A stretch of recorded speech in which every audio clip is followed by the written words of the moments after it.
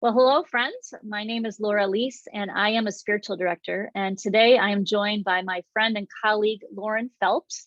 And Lauren is also a spiritual director, and she has been building her own business in spiritual direction, her own practice. And I am just so delighted to have a chance to introduce her to you. And so I have some questions to kind of walk us through getting to know Lauren.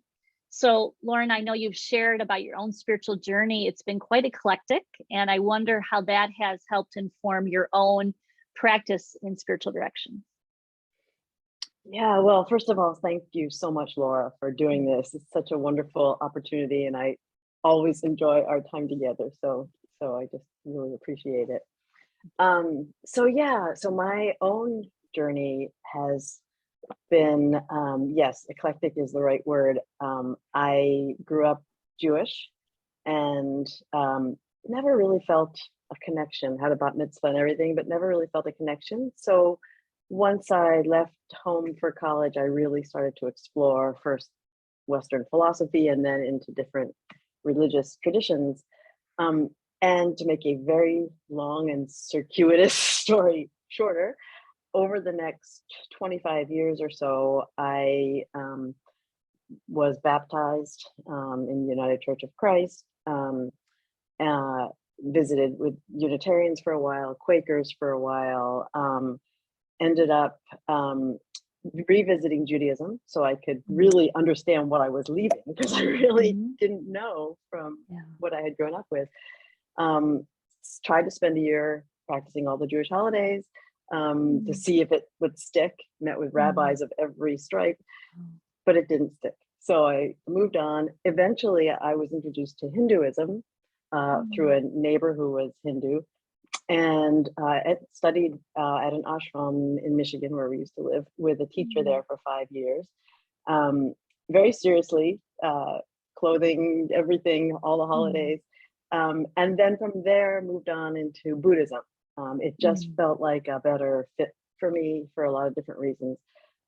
Moved through Tibetan, then Zen, and ended up finding a fit. I'm not one to dabble lightly.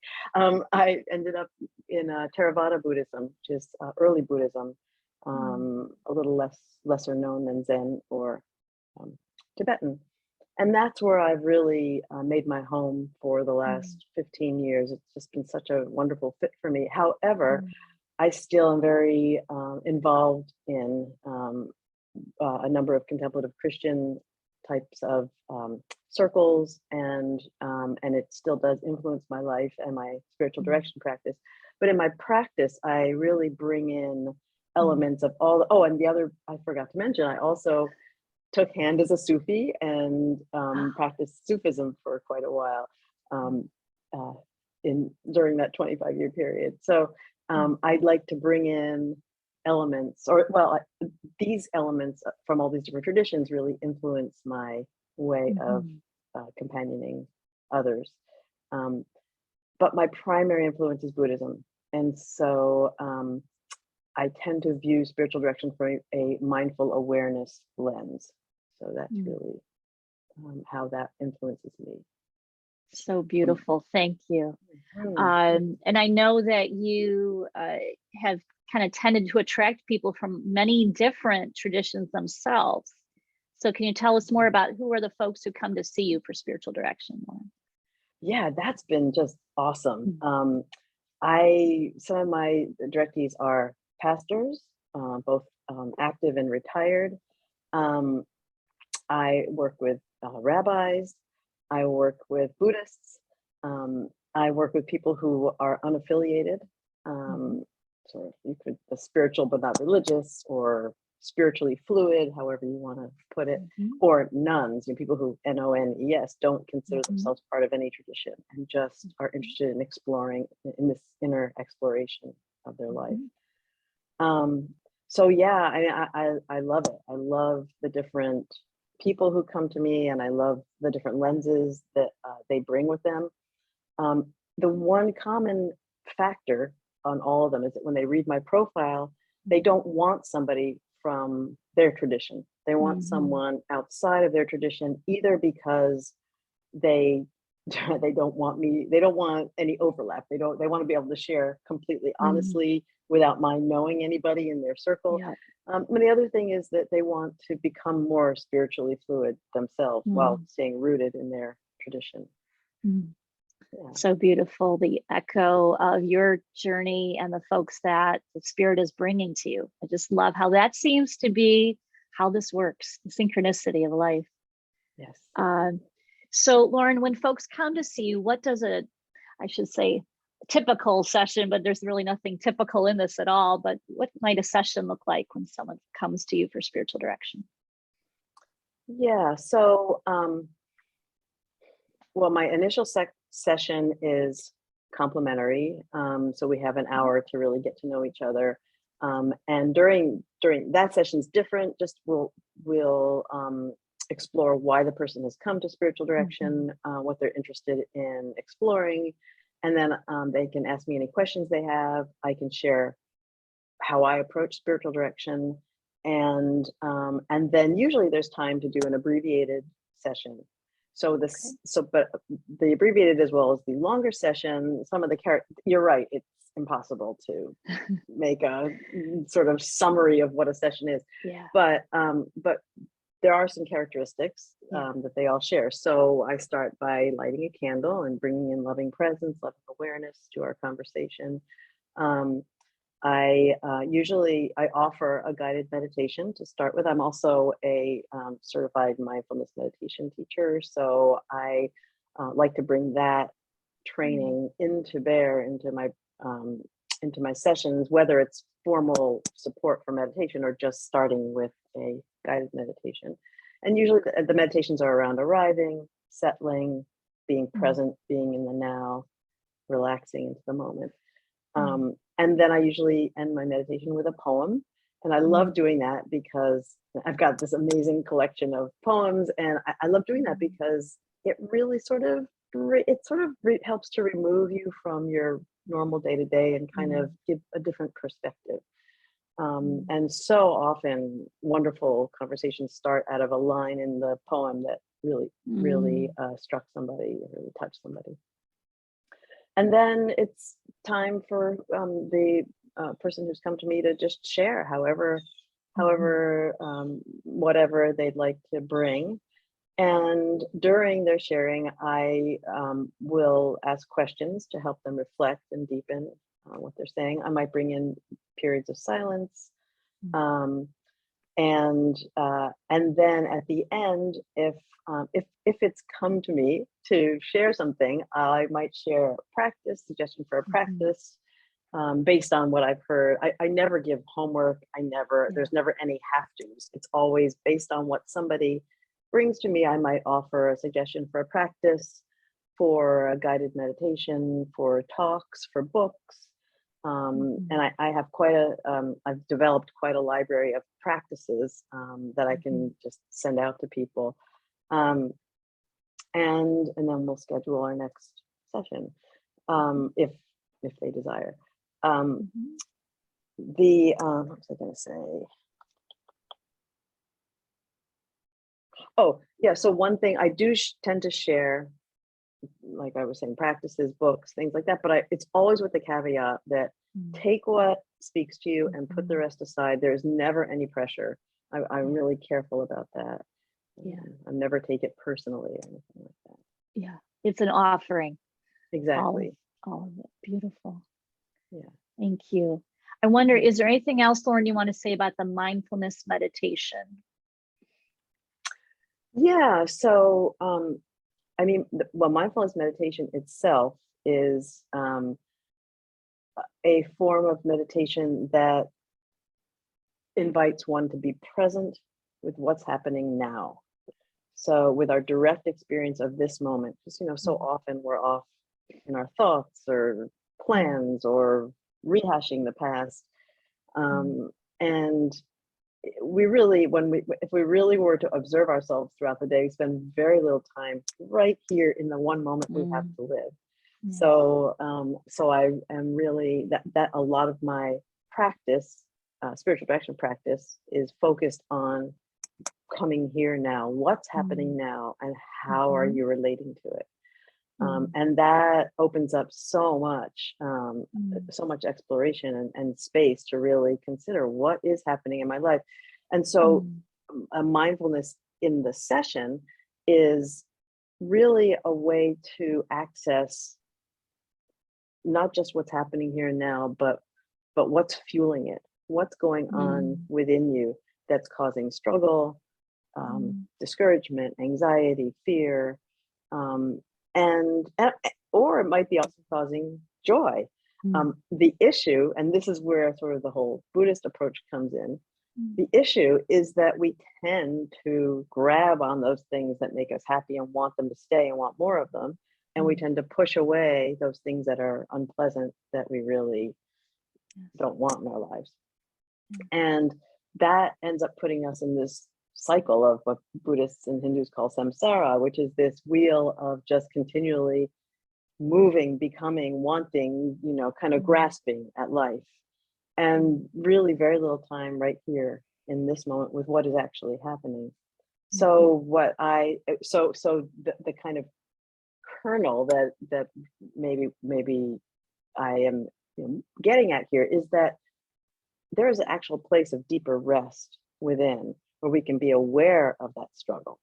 So we use we learn a kind of awareness, or even almost a witnessing presence, to notice what's happening and to notice what's coming up and how we're relating to it. And then it's not like we don't actually try to stop anything or change anything, but just by noticing, it's amazing the kinds of transformation that can happen, because we start to see, oh, I'm hurting myself if I do that. And we don't want to hurt ourselves. So we can start to develop our own sense, our own wisdom. Everybody has that within. It's just sort of veiled or covered over. So it's really, my hope is to help people uncover their own innate wisdom, compassion, loving presence. So I guess it's a very experiential. Well, I guess all spiritual direction is experiential, but it's really kind of a deep dive into what's happening inside. Does that make sense? So beautifully said, Lauren. I'm so grateful that there's hope even in the pain, how we enter into it, and what does it have for us? Yes. One of my favorite stories is the Dalai Lama. When I teach meditation, I often start with this story. He was being interviewed, and the interviewer asked him, can you tell us what the best moment of your life was like? What can you give us an example of the best moment of your life? And the Dalai Lama thought for a minute, and he said, I think now. Oh, ooh, so beautiful. That's that is, I think, the idea is that we can live each moment so fully. And there's such joy just in that before you even get to the content. That's so beautiful. And it reminds me too, Lauren, how we as spiritual directors, we are so present to the person who is speaking. Even just listening to one another is a rare gift. Right. That's right. Without judging, receiving and accepting the person as is. Welcoming. Exactly. Well said. So what would you say, Lauren, you are most passionate about spiritually?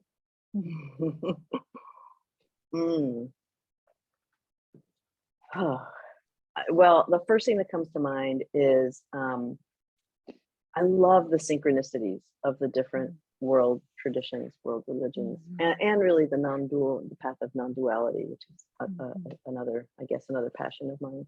I have a lot of religious and spiritual passions, but I think it's when I get a glimpse into how that deep silence and presence of Buddhist practice really syncs with a loving awareness, the sense of God in centering prayer. When we really dig deep, we're really present with our inner life at a very still, silent, spacious level.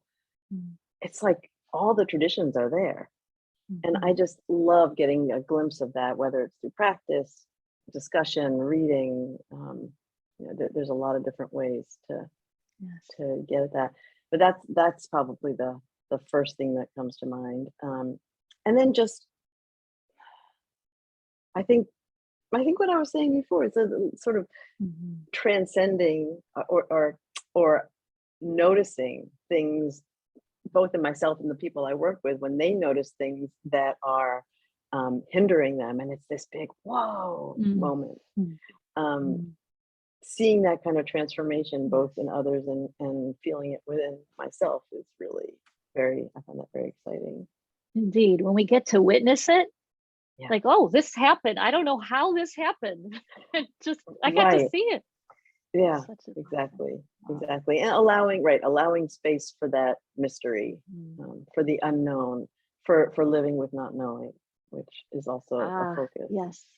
Yeah. The cloud being comfortable with not knowing, right? The cloud of unknowing, and just not knowing where one is going and being okay with that. Yes. Indeed. A bit receptive, present. Yeah. Yes. So beautiful. So Lauren, if someone was interested in learning more about your offering, how would they go about that? Yeah, so they could start with my website, which is, it's a long title, but I couldn't find anything else that wasn't taken. It's spiritualdirectionwithlaurenphelps.com. That's one thing. I have a Facebook page, a business page, Spiritual Direction for the Spiritually Curious. I'm listed in SDI, in the directory for Spiritual Directors International. And those are probably the best. I mean, you can also just, from this interview, you can email me at laurenphelps@icloud.com. So yeah, so any of those methods would be the best, I think. Great. Is there anything else you want us to know today? Well, I don't think there's anything. I feel like we've covered a lot in a very short amount of time. No, I think that I just love meeting new people. I am just working to build my practice to full time. It's about halfway there, and I'm just, so I've got openings, and I would love to meet somebody who might be watching this and curious. And if you're not sure, it's not a problem. You know, if you come and meet with me and it doesn't seem like a good fit, I have plenty of other people I could refer you to. So, so I just invite anyone who might be watching this and it seems interesting, intriguing, feel free to reach out. Wonderful. So Lauren, I know you have a little poem that you would like to close our time with today. Yes. So I love this poem because I think it really describes how I approach my spiritual direction practice. And I, at one time or another, always end up reading it as one of our end of meditation poems. And probably many of the people watching this have heard of it. It's The Guest House by Rumi. So I'll just read it and then we can close. So yeah, so I just invite you to settle back and just listen to the words coming in through the silence. This being human is a guest house. Every morning, a new arrival. A joy, a depression, a meanness, some momentary awareness comes as an unexpected visitor. Welcome and entertain them all, even if they're a crowd of sorrows who violently sweep your house empty of its furniture. Still, treat each guest honorably. She may be clearing you out for some new delight. The dark thought, the shame, the malice, meet them at the door laughing and invite them in. Be grateful for whoever comes, because each has been sent as a guide from beyond.